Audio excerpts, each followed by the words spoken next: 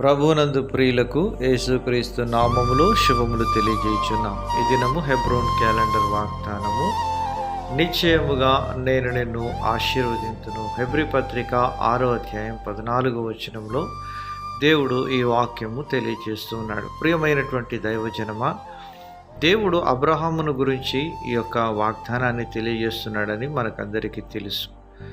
కనుక దేవుడు అబ్రహాము జీవితంలో ఏ రీతిగా ఆశీర్వదిస్తూ వచ్చినాడో మనం ఎరిగినటువంటి వారంగా ఉంటున్నాం. అబ్రహాము విశ్వాసులకు తండ్రిగా ఉంటున్నాడు. అబ్రహాము యొక్క జీవితం చాలా ప్రత్యేకమైనటువంటిది. ఆయన దేవుని యొక్క పిలుపును విని వెంటనే తన యొక్క బంధువుల యొద్ద నుండి, తండ్రి ఇంటి నుండి బయలువెడలి దేవుడు తనకు చూపించే దేశానికి ఆయన నడుస్తూ వచ్చినట్లుగా చూడగలం. ప్రియమైనటువంటి దేవుని ప్రజలారా, ఎందుకు, ఏమిటి, ఎలా అనే ప్రశ్నలు ఏది కూడా వేయకుండా కేవలం దేవునిపై ప్రగాఢమైనటువంటి అచంచలమైన విశ్వాసముతో దైవజనుడు బయలుదేరిన విధానం మనకు ఒకంత ఆశ్చర్యం గొలిపే విధానంగా ఉంటుంది.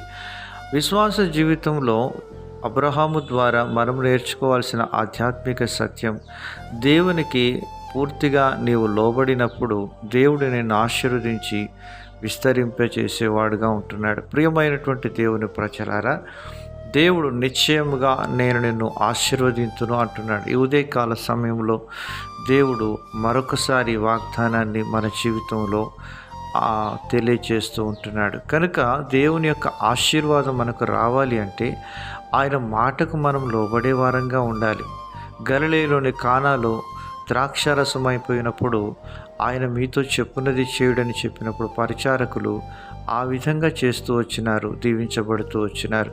సారెపోతు విధవరాలు కరువు దినాల్లో ఏలియా దైవజనుడు చెప్పినట్లుగా మొదట చేసిన అప్పము నా యొద్దకు తీసుకొని రండి, నేను దాన్ని ఆశీర్వదిస్తానని చెప్పినాడు.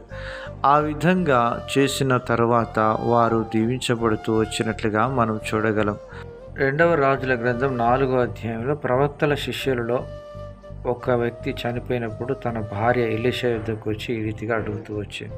తాను తన భర్తను కోల్పోయినప్పుడు అప్పుల వారు తన 2 కుమారులను తీసుకుని వెళ్ళడానికి వచ్చినప్పుడు ఎలీషా ప్రవక్త దగ్గరికి పోయి తాను తన గోడు వెళ్ళబోసుకున్నప్పుడు తాను చెప్పినటువంటి విధానంలో పాత్రలన్నీ తెచ్చి ఇంట్లో పెట్టుకొనుము అని చెప్పి ఆ నూనె ఆ పాత్రలలో పోయమని చెప్పినప్పుడు ఆ నూనె ఆ పాత్రలన్నీ కూడా నింపబడుతూ వచ్చి ఆశీర్వదించబడుతూ వచ్చినారు. ప్రియమైనటువంటి దేవుని ప్రజలారా, అబ్రహాము దైవజనుడు చూపించిన విధేయత, సమర్పణ, త్యాగం మన జీవితంలో చూపించినప్పుడు అబ్రహాం పొందిన ఆశీర్వాదం యేసుక్రీస్తు ద్వారా మనకు కూడా అనుగ్రహించేవాడుగా దేవుడు ఉంటున్నాడు. అలాగను ప్రభు మనకు సహాయం చేయనుగాక.